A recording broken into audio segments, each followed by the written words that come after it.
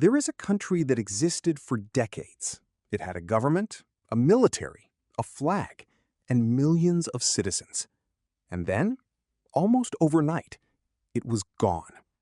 Not conquered, not destroyed, just erased.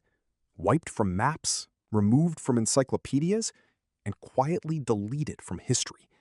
And most people have never heard of it. This is the story of Tannu Tuva. Tucked between Russia and Mongolia, Tannu Tuva was, by every legal definition, an independent nation. It declared independence in 1921. It had its own currency, its own stamps, its own diplomatic standing. It existed. But it had one fatal flaw. It was sandwiched between two of the most powerful empires on Earth.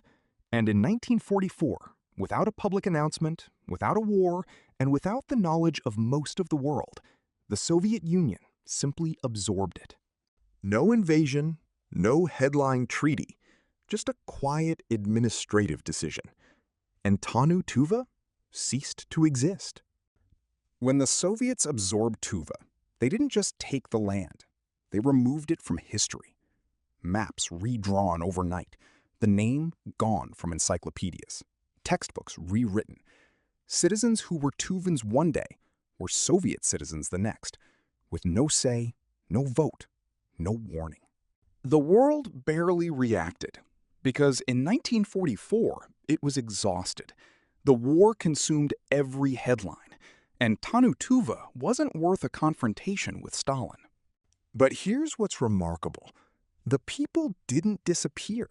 Their culture, throat-singing, shamanic traditions, nomadic life, survived underground, passed down in whispers, while the Soviet machine tried to bury it. Informative prize-winning physicist Richard Feynman became obsessed with visiting Tuva in the 1980s. He spent years trying to get permission, learned the language, studied the culture. He never made it. He died in 1988, just before his visa was approved. That's how forgotten this place was. One of history's greatest minds spent years just trying to get permission to visit. Here's the twist. Tannu Tuva still exists as a republic within modern Russia, and its culture didn't just survive, it thrived. Tannu Tuva was erased, and Tannu Tuva endured.